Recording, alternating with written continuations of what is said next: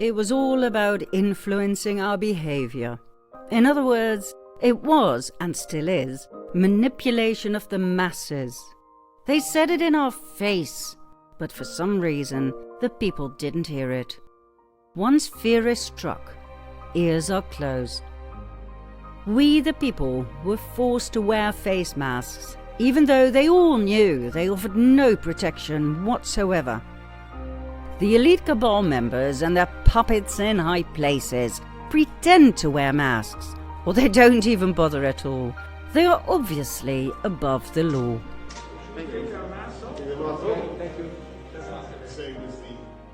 We hope you realize that these Cabal members and puppets know very well that what we've said in our previous part is true. The SARS-CoV-2 virus has not been proven to exist because it doesn't exist. It is a common flu that was and is exploited to the fullest through their fear-mongering mainstream media. Do you really think they would risk their lives? Royalty? Hollywood celebrities? Politicians? Think again.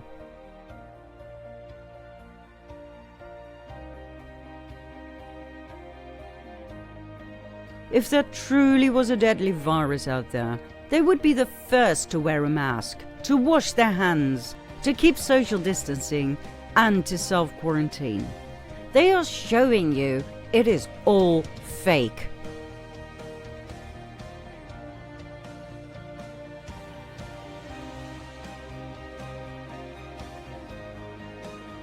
In our home country, the royal family went on holiday in the midst of the pandemic, after each and every Dutch citizen was urged to stay at home due to the ever-increasing risk of catching COVID and dying. While enjoying the delights of Greece, they forgot to wear masks. How clumsy, in a time when their citizens were fined and even thrown in jail for forgetting to wear theirs.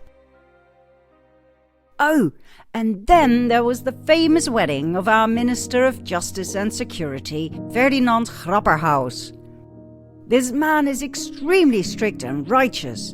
He makes sure there's 24/7 surveillance for everybody, and those who break the COVID rules are punished in ways they'll never forget.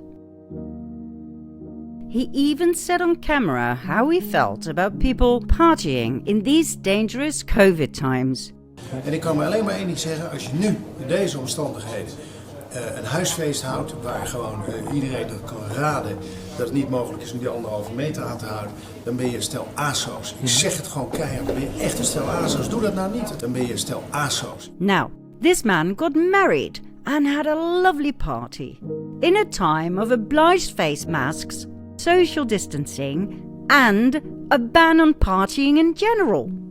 Our Minister of Justice and Security, that's right, the same man who allows the political pedo party and their nauseating manual to exist, the same man who, after much pressure from the citizens, set up a special committee to investigate satanic ritual child abuse in the Netherlands, a committee for which he appointed both the chair and the first member, with whom he concocted that their findings would first be shared with him before being presented to the House of Representatives, which means the committee is far from being independent. It is part of the Ministry of Justice, causing victims now not to come forward and testify, as they identified some of their rapists and torturers as high government officials within that same ministry. The same man who now refuses to dissolve that committee and form a new one which is truly independent. That man, Ferdinand Grapperhaus, broke all the COVID rules at his own wedding and gave the Dutch citizens the finger. When they got furious, he apologized, gave a symbolic donation to the Red Cross, and paid a symbolic fine for one person, namely himself, instead of the entire gang. The man had obviously lost his mind. I mean, who on earth would hug his mother-in-law? Do realize that the Dutch Minister of Justice and Security now had a criminal record. In the Netherlands, you cannot have a job as a civil servant if you have a criminal record, unless you are the Minister of Justice. In that case, you just say sorry. Right after this inconvenient occurrence, Prime Minister Rutte sided with Grapperhaus. He defended him, so he didn't have to resign. Grapperhaus took the immediate opportunity to state he wanted to see if a convicted COVID violation could be taken off a criminal record. In general, of course, not just for himself. Well, maybe they're smarter than we give them credit for. You see, Grapperhaus's wedding scandal turned out to be a decoy, a distraction away from something he didn't want in the limelight. What happened? On June 27, 2020, investigative journalist platform Argos released their shocking audio documentary about satanic ritual child abuse in the Netherlands, which created quite a storm. Both the Dutch people and the House of Representatives insisted upon an official investigation into this horrific topic. But our Minister of Justice and Security didn't want that. God only knows why. Knowing that a simple no would not find favour, he used his wedding as a decoy. He turned it into a scandal by ignoring the COVID rules. I mean, do you really think he didn't know he'd be in trouble once those photos were seen by the people? And oh my, they were published in each and every magazine and newspaper you can think of.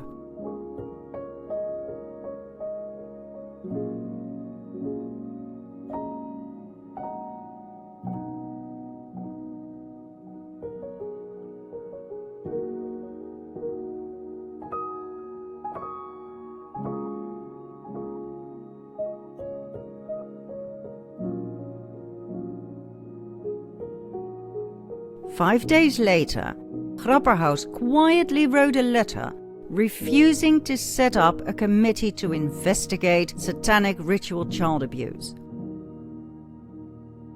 Instead of listening, as our Minister of Justice, for God's sake, to the horrific accounts of the victims who had stepped forward after hearing the Argos documentary and realizing they were not alone, Grapperhaus denied them everything, indirectly calling them insane liars.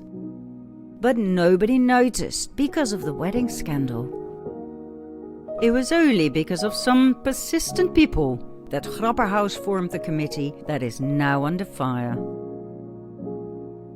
When Gideon van Meijeren spoke up for the victims and asked Grapperhaus why he refused to form a new committee independent of the Ministry of Justice, Grapperhaus was furious. When van Meijeren pointed out, once again, that some of the alleged offenders are working within his ministry, this was his response. Dit accepteer ik niet. Dat zeg ik tegen de hele Kamer. Echt, ik accepteer het gewoon niet. Ik vind het schunnig. Please stay safe, Gideon. You are one of the very few who give the people a voice. There are not many heroes out there, but you are definitely one of them. That's the Netherlands these days, my friends, with our own version of the bold and the beautiful. This artistic wall cost the Dutch taxpayer €200,000. A common joke in the Netherlands is, can somebody please throw a hit for a change? Back to our storyline. Like we said less than 10 minutes ago and in our previous episode, all of this was just a behavioral experiment. Phase 1 went just as they had expected. The majority of the population was now wearing a mask, like good, obedient citizens.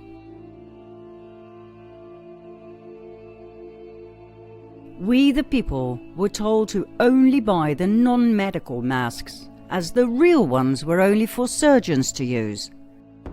On the packaging of the non-medical masks, one can read they offer no protection against COVID-19 viruses. But guess what? People obeyed. The majority of the people the Cabal so looked down upon complied with their ridiculous rules as part of their behavioral experiment, the new normal. This is a safe place, so you can take off your mask. But when you need to go to the toilet and you stand up to leave your seat, you are highly contagious and you are in mortal danger, so you must put it back on. In our home country, it was the NS, Dutch Railways, that started the mask mandate. People who disobeyed were violently thrown out of the train, either by the ticket inspectors or by the police.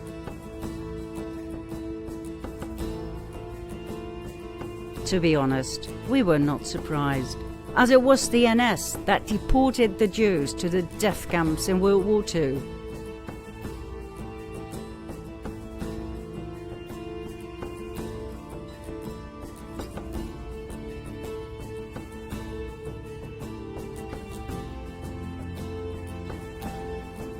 The NS has always been more interested in profit than in ethics.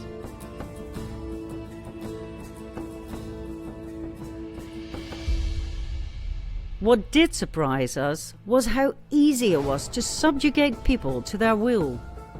Instead of massively boycotting Dutch railways and bringing them to their knees by destroying their profits, people complied. The rules became weirder and weirder.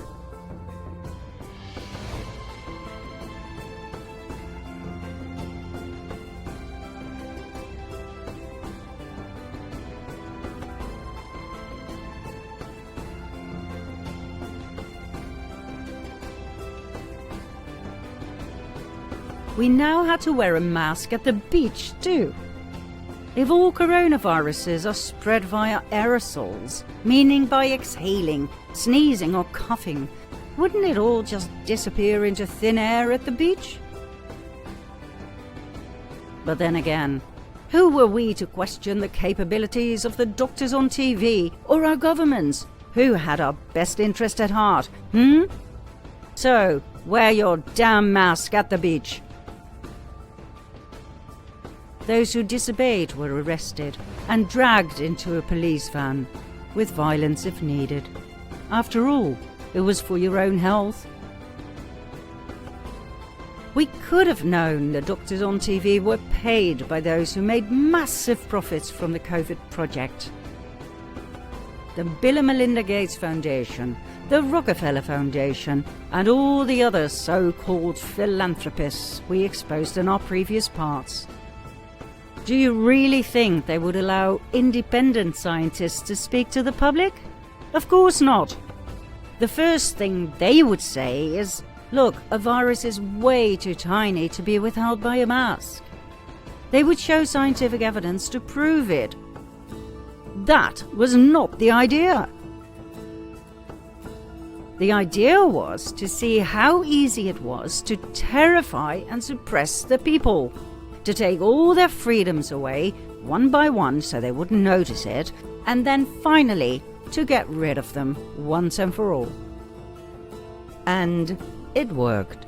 Fear kept them submissive and right where they belonged, bent and about to break under the oppression by the Cabal. As time went by, the warning signs were extended to shopping centres, parks, even to ancient sites. Now, it's not that we underestimate the importance of science in general.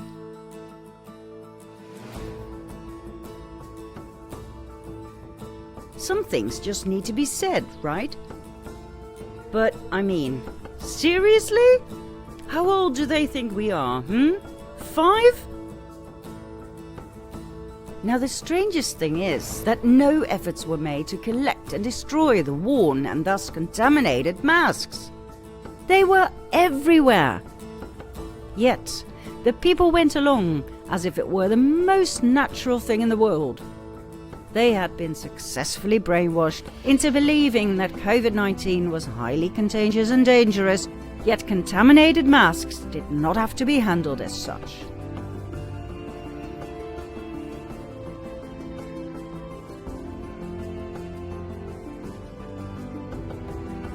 no questions were asked. Even when these videos went viral on social media, people clung to the false security of their masks, like a child clinging to its security blanket.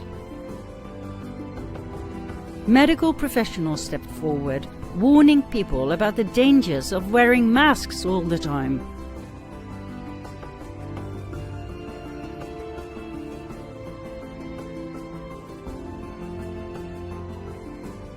They pointed out the chronic lack of oxygen that could cause fatigue, headaches, dizziness.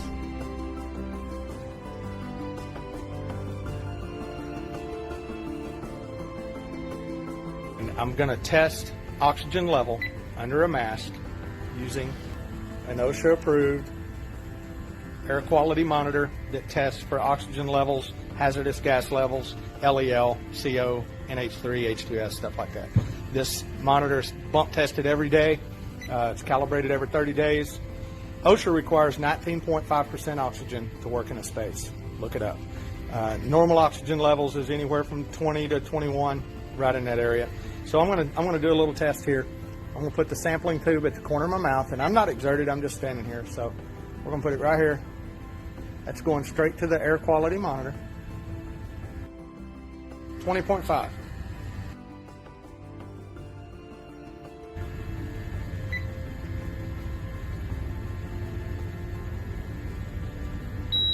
You can hear the alarm going off. That means that there is a hazardous atmosphere.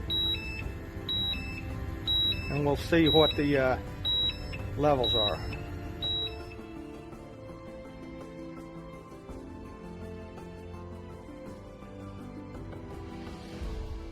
If you're wondering about headaches and stuff like that, there's why.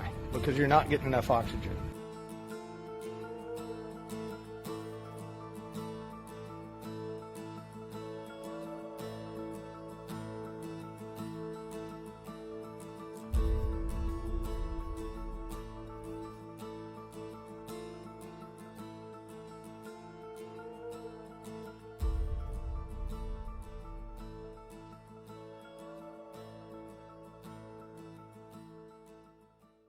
Lung specialists spoke up, warning us about the whole new type of lung disease they predicted would arise due to the inhalation of fibers in the masks.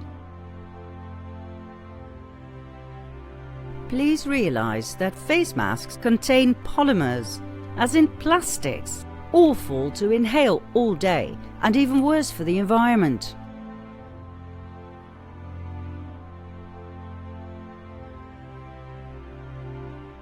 Or they contain PTFE, a carcinogen made from synthetic fluoride and linked to a variety of health issues, including cancer.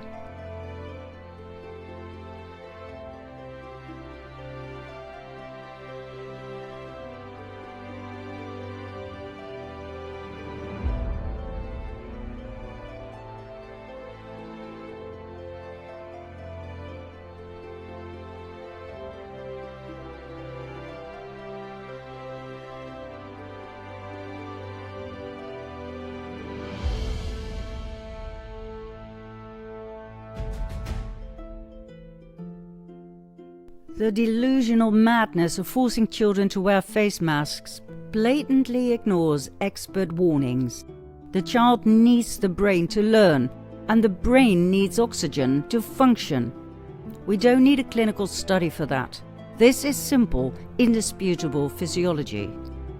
This well-known German neurologist and neurophysiologist, Dr. Marguerite Gries-Brison, warns of a tsunami of dementia years down the road because of oxygen deprivation from wearing masks today. Are you willing to risk your brain to scientifically unfounded, politically motivated mandates? The re-inhalation of our exhaled air will without a doubt create oxygen deficiency and a flooding of carbon dioxide. We know that the human brain is very sensitive to oxygen deprivation. There are nerve cells, for example in the hippocampus, that can't be longer than 3 minutes without oxygen. They cannot survive.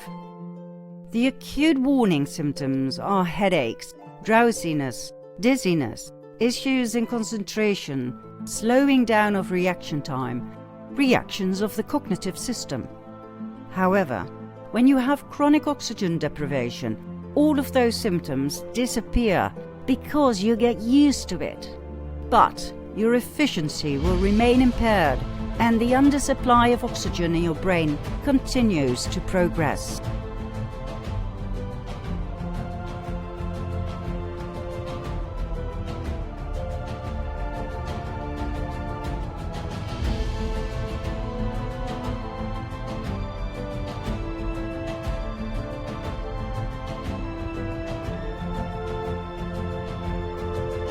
Pediatricians stepped forward.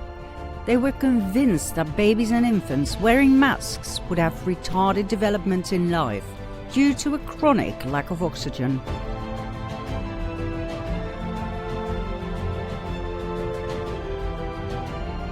They all warned us. Face masks could severely affect your ability to think clearly. It turned out they were right.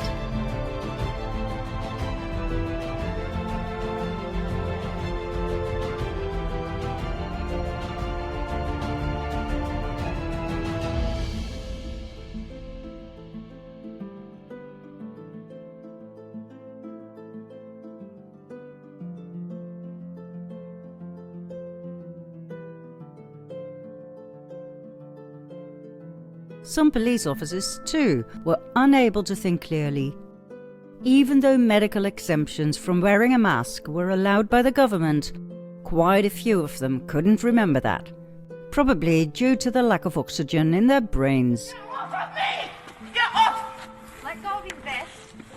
Let go of his vest. He's fucking choking me! He's choking me! What the choking me, dude? What the fuck? You're fucked in the head! You're fucked! What the fuck are you doing to me? What have I done? What have I done? You just tell me what the fuck I've done. What have I done wrong? You just kicked me in the chest. Yeah, but you're choking her. No. As a man on a girl, and you choked her. For what? For a mask? For not having a mask? Look how pathetic you are. She doesn't have a mask. Are you serious? Are you serious? Just for not having...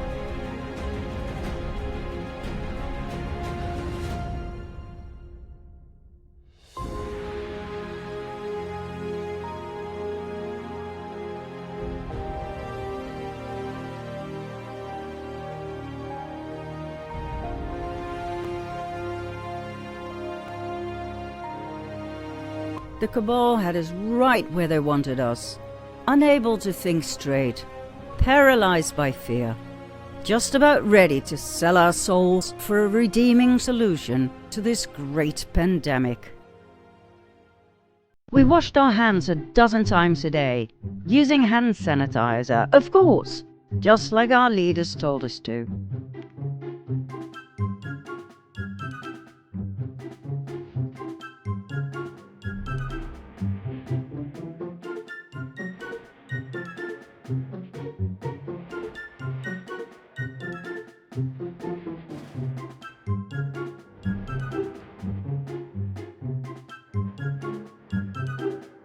It didn't matter that our skin started blistering.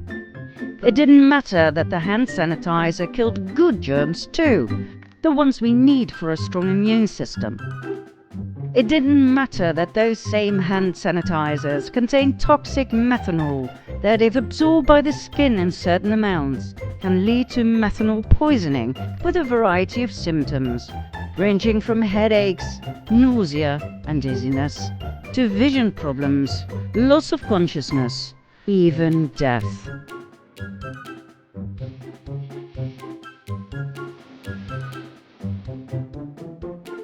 It all didn't seem to matter as fear had taken over and leaders with solutions, no matter how insane, now had the faith of the people. The COVID rules and regulations made them feel safe. However, to the great dismay of the Cabal, more and more people stepped forward, uttering criticism about the COVID policies.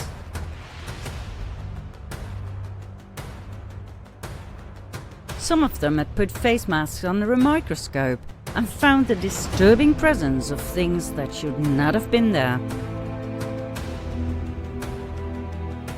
What we are looking at here are called Morgellons. Morgellons are tiny fibers that cause something called Morgellons disease. Patients describe the feeling of something alive crawling and biting underneath their skin, like tiny insects. They often have nasty wounds that just won't heal. Some endure terrible itches. Many feel chronically exhausted and suffer from memory loss and confusion. Their muscles ache, they have spasms, their liver is enlarged, their bone structure degenerates.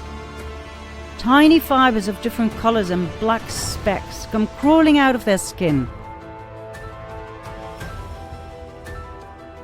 Doctors have absolutely no idea what they are and how they enter the body or how to get rid of them. For a long time, the CDC's humble yet condescending opinion was that it was just a delusional parasitosis, meaning a parasite that only exists in one's imagination.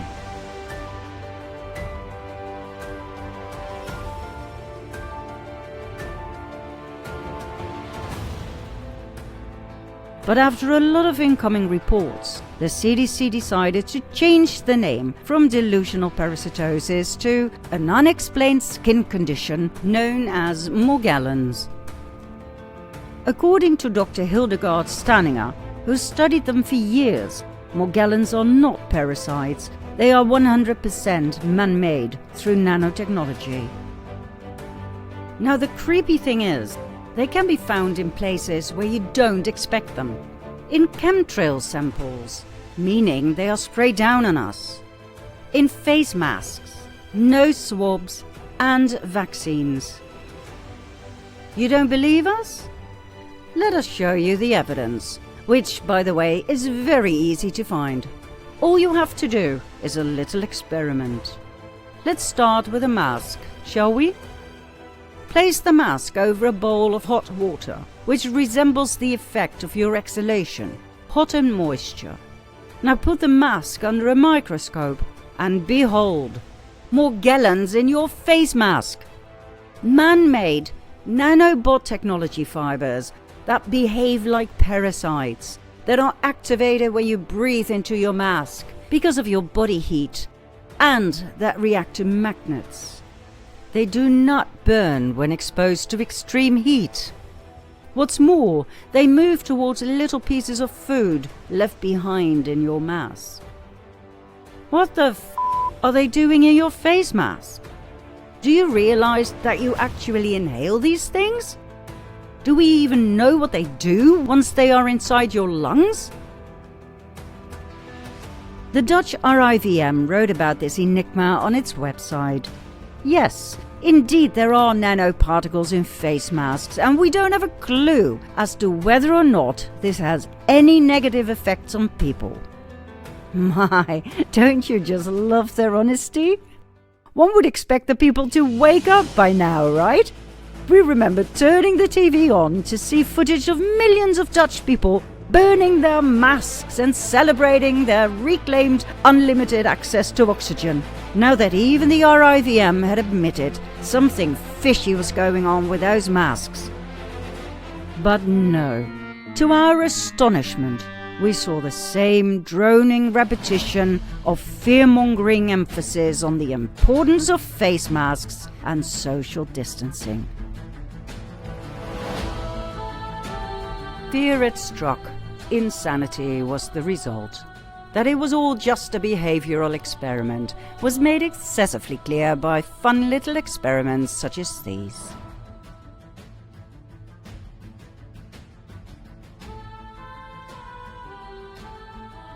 What started off as a virus had turned into an IQ test.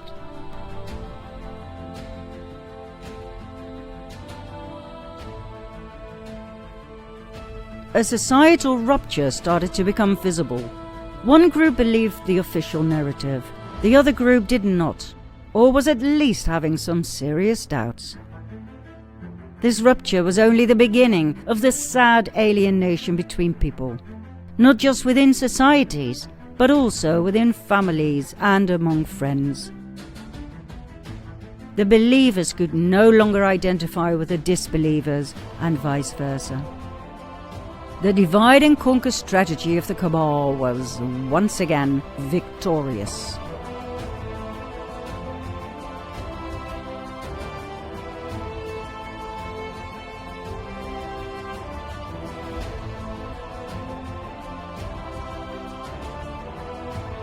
Was it enough to take away our identity, like they did in the old days with the slaves?